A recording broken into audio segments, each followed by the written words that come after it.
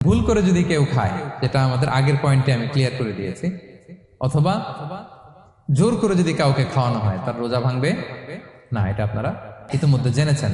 একটা হাদিস শুনে সহিহ বুখারী, রাসূল সাল্লাল্লাহু আলাইহি ওয়াসাল্লাম বলেছেন, মান নাসিয়া ওয়া হুয়া সাইম ফাআকালা আও শারিবা, রোজা অবস্থায় কেউ যদি ভুল করে খেয়ে ফেলে, ফালিউতিম্মা সাওমা, সেজন্য তার রোজা পূর্ণ করে। তার রোজা ভেঙে গেছে মনে করে সেজন্য খাওয়া শুরু না করে, সেজন্য রোজা পূর্ণ করে। কারণ ফাইন্নামা আতআমাহুল্লাহু ওয়া সাকা, কারণ আল্লাহই তাকে খাইয়েছে, আল্লাহই তাকে পান করিয়েছে। কিন্তু ভুল করে খেয়ে ফেলছেন, এটা তো আপনার হাতে ছিল না। তাহলে ভুল করে খেলে তার রোজা ভাঙবে না, কাজা কাফারা কিছুই লাগবে না, জাস্ট ইউ কন্টিনিউ ইউর সিয়াম। ওকে। দুই নাম্বার হচ্ছে, এটা বিবাহিতদের জন্য, যেহেতু মোস্ট অফ দা অডিয়েন্স আর 18+, কোনো অসুবিধা নাই। আর ইসলামে কথাগুলো আসলে বাঁচতে হলে জানতে হবে।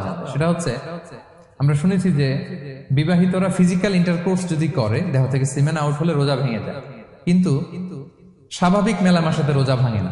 কিস করা, হাগ করা হাজবেন্ড ওয়াইফের মধ্যে, এই যে সখ্যতা, এই ব্যাপারগুলো যদি দিনের বেলায় ঘটে, এতে রোজা ভাঙে না। ব্যাপারটা বুঝতে পেরেছেন না সবাই? একটা দলিল শোনেন।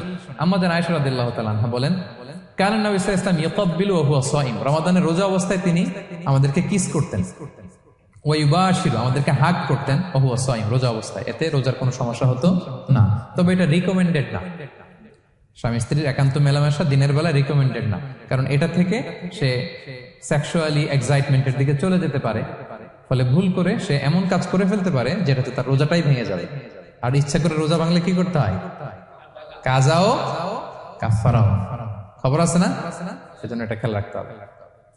3 নাম্বার, এটাকে আরবিতে বলে আল ইহতিলাম, ওয়েট ড্রিম, বাংলায় বলে স্বপ্ন দোষ।